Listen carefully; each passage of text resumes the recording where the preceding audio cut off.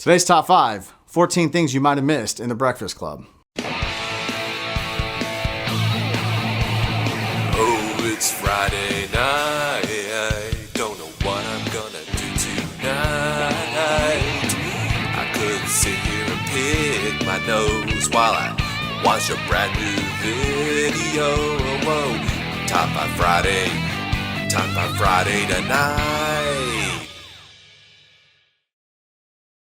All right, The Breakfast Club. First of all, let me start out by saying that there may be some spoilers in this film. This is your warning. This is your chance to turn this off and go watch the movie first. If you haven't seen the movie, you're doing yourself a huge injustice. You need to go see this film. Breakfast Club is considered widely as the best quote-unquote teen movie of all time. It's definitely one of John Hughes' best films. I don't know if he really made a bad film. I think I can say that safely. It's one of those movies that, like you, I've seen this thing a million trillion times, and recently I was watching it again and I started to notice some things that I never saw before. So here's 13 things I noticed in the movie that you may not have. If I miss anything, put it down below. Now, a few rules, just like with Ferris Bueller and any other film I'm gonna do one of these videos on. It's not behind the scenes kind of stuff. It's not like, okay, Breakfast Club, for instance, what's something behind the scenes. In the opening credits, the David Bowie quote, that was actually something that Shady showed John Hughes. He liked it, he put it in the film. So it's not stuff like that. Okay, I'm gonna start out with some pretty obvious things, stuff that I noticed, every time I seen the film, including the first time I saw the film. But they're little things that maybe you might have missed, and then we're gonna get into some other things that are gonna make your head spin, if you will. Right after the part where Bender and Andrew get into it, he wrestles him down to the ground, he lets him up, and he says, "I kill you, your whole family, your family would sue me, whatever." He takes his knife and he stabs it into the chair, and then he continues to talk to Andrew. Well, Sheedy's character, Allison, she reaches over and she takes the knife off the chair. When Bender decides to take one for the team and lets Vernon catch him, he's playing basketball in the gym. Well, you may not have noticed this, but he's wearing one white sneaker.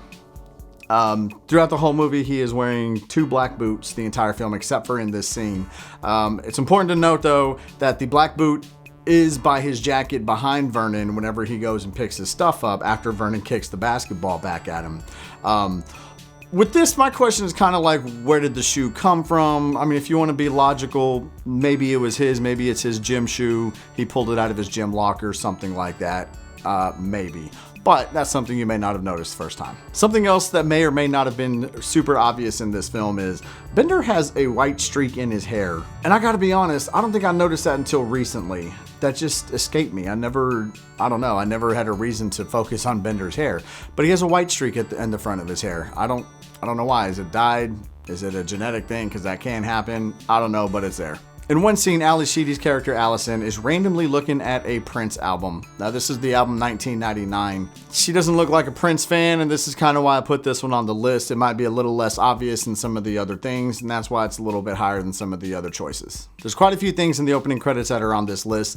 This just happens to be the first of many. So there's a glass case advertisement for the school store, advertising things like book covers, folders, and things of that nature. Well, in the top left-hand corner, there are some Muppet folders. Jim Henson's Muppets View of History. It's Isaac Newton and Cleopatra. Now, why am I mentioning this? Because they're high school students. They're not junior high or elementary students, which I would think would be more appropriate. I actually Googled this to see if I could find any images on it. And while I couldn't find folders, I did find a spiral notebook.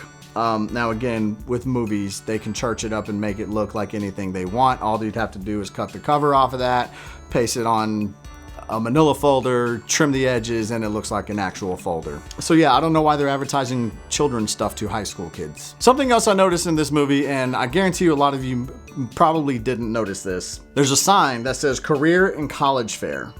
Okay, and the date on it is February 19th, 1980. Now, this is why I put this in here, 1980. The movie came out in 1985. It was filmed in 1984. Why is there a sign still in the library from 1980? Now, granted, if you want to talk about behind the scenes kind of stuff, this movie was filmed in a school that was no longer being used.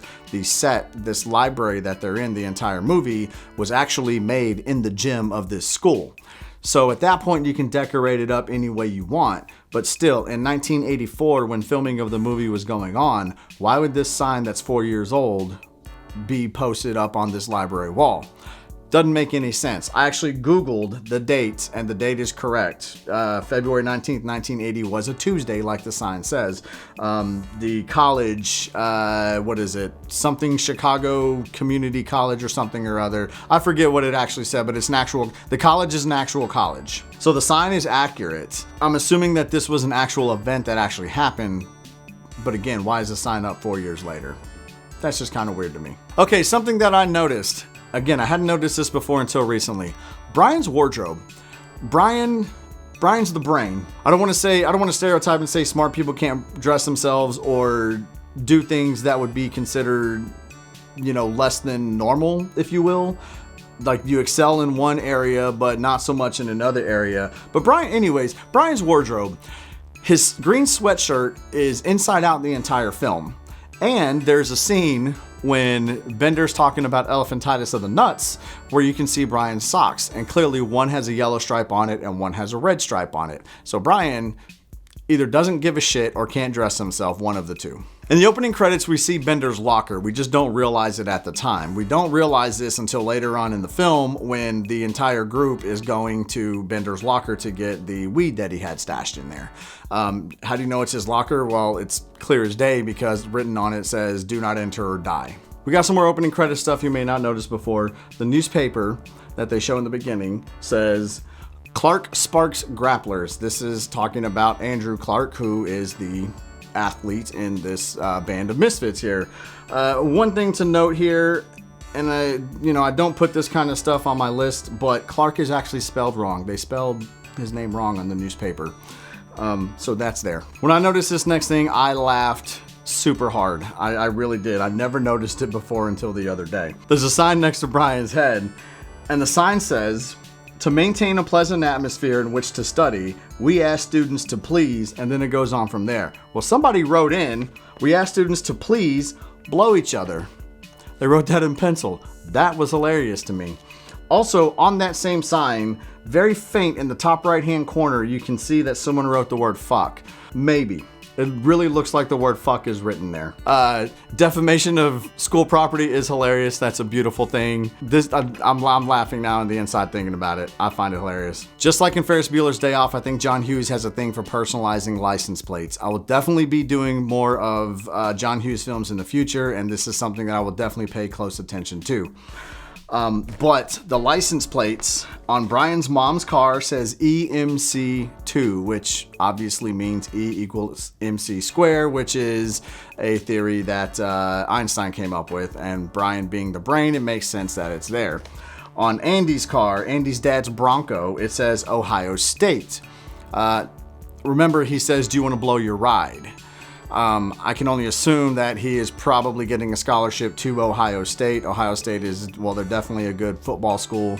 Maybe they're just a good sports school in general. You don't see license plates on any of the other cars. Were they personalized? I'm going to say they were. They just weren't in the final cut of the film.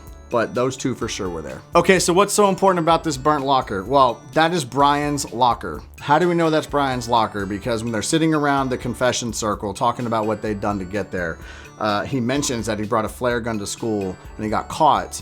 The flare gun went off in his locker and he said it destroyed, remember he said it destroyed the stupid elephant. Well, what's a flare gun? It's not a regular gun. It shoots, flares kind of. So if you're lost, you shoot the flare gun up in the air and it'll almost like a firecracker kind of deal. People can see it and locate you. Anyhow, it caught his locker on fire. And this is Brian's locker in the opening credits of the film. Now we get to the top two things you may have missed in The Breakfast Club. I struggled extremely hard with these last two, figuring out which was going to be number one and which was going to be number two. So if you want to consider these two a tie, great, go for it. But I got to put a number to something, right? More opening credit stuff. In the opening credits, you see this plaque with 4 or 5 people on it. Well, right in the middle is Carl, the janitor. It says Man of the Year 1969 on it. Carl obviously went to Shermer High School that, the students are attending here in 1984. And he was Man of the Year. Maybe that's their equivalent of like Prom King or something like that. Who knows? Anyways, it's Carl the janitor. Okay, what tops the list for things you might have missed in The Breakfast Club? Well, here it is. This seriously is something I never, ever, ever noticed until the other day when I decided to do this video. So right before the part where Bender tells Vernon, eat my shorts, and then you go into the whole famous scene that's been parodied time and time again, you know, I'll see you next Saturday, do you want another? No, so all that crap, right? Right before that, when Bender takes out the screw to the door and the door slams shut, Vernon comes in screaming, why is this door shut? Well, he tells Andrew, get up, come over here, help me move this magazine rack to keep the door open. And then Bender says, oh, you're blocking the fire exit. I don't know if putting the lives of children at safety is smart at this juncture in your career, whatever. He tells him to move, tells him to go sit down. Well, when he sits down, Vernon tells Andrew, he goes, I expected more from a varsity letterman. And in the most nonchalant way ever, Emilio Estevez, who played Andrew Clark, he flips Vernon off. I saw this the other day and I was like, wait a minute, that did not just happen. And I did it in slow motion and sure as shit. Okay, and he does it, his hands are kind of like this, and he does it behind the hand that's facing the closest to the camera. He kind of does this kind of thing here. This was something I never noticed before. I saw it for the first time the other day. I thought this was genius. I don't know if it was written in like that, if Emilio Estevez decided to do that, but that is definitely something that a high school kid would do who was in trouble and basically getting treated like a piece of shit. So there's my top list of things that you might have missed in The Breakfast Club. If there's anything that I may have missed or left out, put that in the comments section below. And if there's a movie that you want to see me dissect and pick apart, put that in the comments below and maybe I'll do your suggestion. Thank you.